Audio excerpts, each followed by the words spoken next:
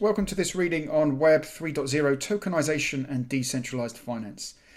So as it currently stands at the time of recording, this is the third reading in the emergent topics on blockchain related topics. So there is quite a lot of overlap with other topics.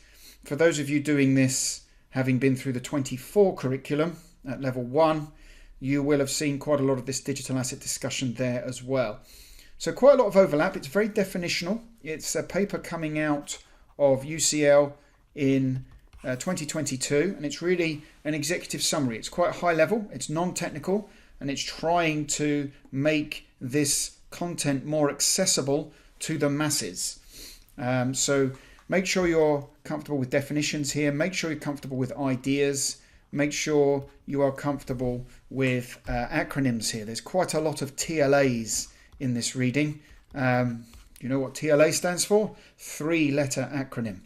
All right. There's often too many TLAs in finance, and the revolution that is decentralized finance, that's no different. There's probably more, if there could even be more.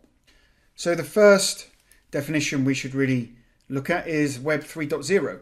Web 3.0, as the name suggests, is the third generation of the internet, and it does beg the question, what were the previous two generations? So just briefly, the reading talks about Web 1.0 being read-only.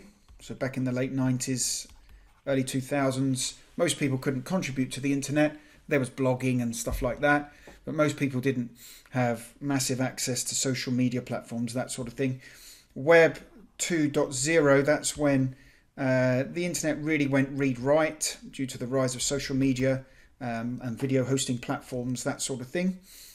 Okay, so really that opened up the internet for people to contribute to it, as well as to thinking about Twitter and things like that as well. People are contributing to it rather than just reading from it. Web 3.0 really is a change in technology. The web is going to be based on distributed ledger technology, DLT. So DLT, this technology, you're probably already aware of it if you've been through the CAIA 1 program, or if you've looked at other crypto-based topics at level 2. Distributed ledger technology is the idea that we have a database, essentially, that everybody can access and update, and everybody's got a copy of. It's freely available, and obviously there's different types of DLT. So there's public ones that everyone can access. There are private ones where you have to have permission to access. But the general idea, if we go with a public DLT, is that anyone can access it, anyone can interact with it, anyone can update it, anyone can get a copy of it. And you might sort of think, oh, hang on a minute, that doesn't sound very secure.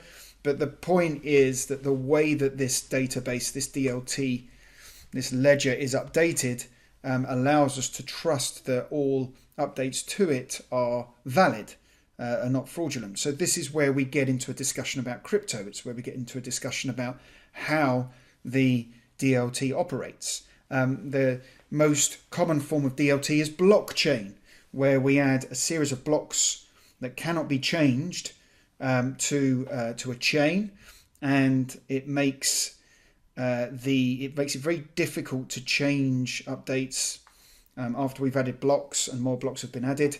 So it makes the data immutable. Also, it